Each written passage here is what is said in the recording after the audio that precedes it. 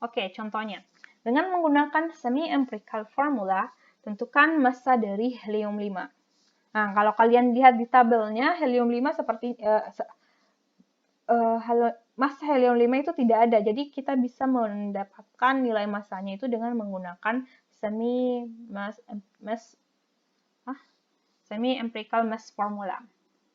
Nah, helium-5 itu terdiri dari atau mempunyai nilai A sebesar 5 dan jumlah proton sebesar 2. Jadi kalau kita masukkan ke rumus semi-empirical, yaitu B sama dengan AV dikali A dikurang AC kali Z dikali Z kurang 1 dan seterusnya, maka kita akan memperoleh nilai B-nya, nilai energi ikat. Nah, nilai energi ikatnya yaitu ini AV-nya 15,5 dikali A-nya 5 kurang 0,72 nilai AC-nya, terus Z-nya 2 dikali 2 kurang 1 dan seterusnya. Nilai Do-nya 0. Kenapa nilai Do-nya 0? Karena A-nya ganjil. Ingat kalau A-nya ganjil maka nilai Do-nya 0 atau surface pairing energinya 0. Nah, kalau kita hitung ini, maka kalian akan memperoleh energi ikatnya itu sebesar 22,934393 mega elektron volt.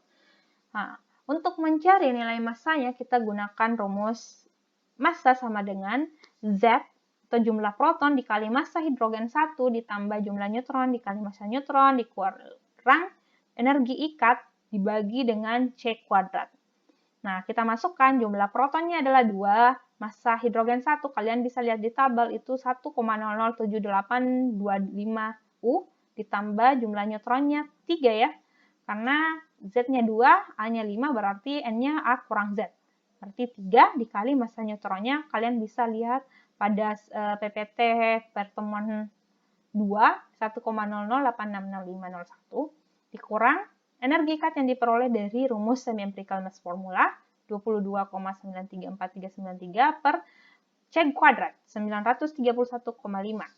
Nah, setelah kalian hitung ini, kalian akan memperoleh massa dari helium-5 itu adalah 5,017241 U. Kalaupun ada sedikit perbedaan dari hasil hitungan kalian, itu berarti ada sedikit perbedaan pada nilai hidrogen 1 dan massa neutron yang saya tuliskan. Tapi seharusnya akan sama dengan hasil perhitungan yang kalian lakukan. Oke, ini contoh pertama. Contoh kedua. Tentukan massa dari fluor 19. Fluor 19, F-nya A-nya 9. Sorry ya, ini A-nya 19 ya. Di sini A-nya 19. A-nya 19, Z-nya 9.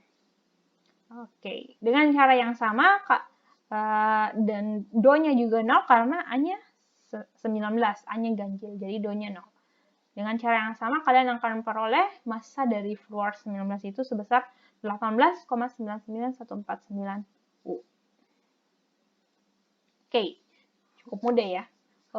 Sebenarnya ada keuntungan kalian kuliah daring seperti ini, karena pada saat ujian nanti kalian bisa melihat langsung rumusnya, menuliskan langsung rumusnya dengan melihat langsung di buku catatan kalian atau di PPT ini.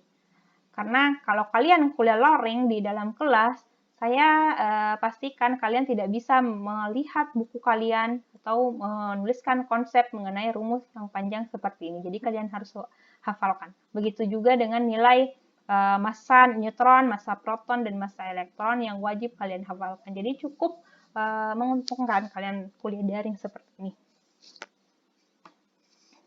Oke, model tetes cairan ini memang sangat bagus untuk menjelaskan atau untuk menentukan suatu massa dan energi dari suatu inti yang tidak dapat diketahui massanya. Tapi ternyata ini hanya pendekatan karena tidak semua inti itu sferis. Terus nukleon juga itu tidak dapat dimanfaatkan. Gaya kuat inti itu tidak hanya pada gaya tetangga terdekat, dan gaya inti itu bergantung pada spin orbit coupling. Nah, ini beberapa kekurangan dari model tetes cairan. Selain itu, model tetes cairan juga itu tidak dapat menjelaskan tentang bilangan magic atau bilangan ajaib. Nah, kalau kalian pernah belajar mengenai bilangan ajaib pada elektron, seperti 2, 8, dan seterusnya. Ternyata di inti juga itu terdapat bilangan ajaib. Dan lebih detailnya mungkin akan kita bahas pada pertemuan 6 minggu depan. Nah, selain itu, kekurangannya dia juga tidak dapat menjelaskan lebih jauh mengenai keadaan eksitasi dari suatu inti. Dan dia juga tidak dapat menghitung berapa spin dari inti. Nah, ketiga kekurangan ini akan dijelaskan oleh model kulit inti yang akan kita bahas pada pertemuan selanjutnya. Oke, itu tadi penjelasan mengenai model tetes cairan. Jika ada hal yang kurang jelas, silakan tanyakan melalui komentar pada video ini, atau kalian dapat bertanya via chat WA.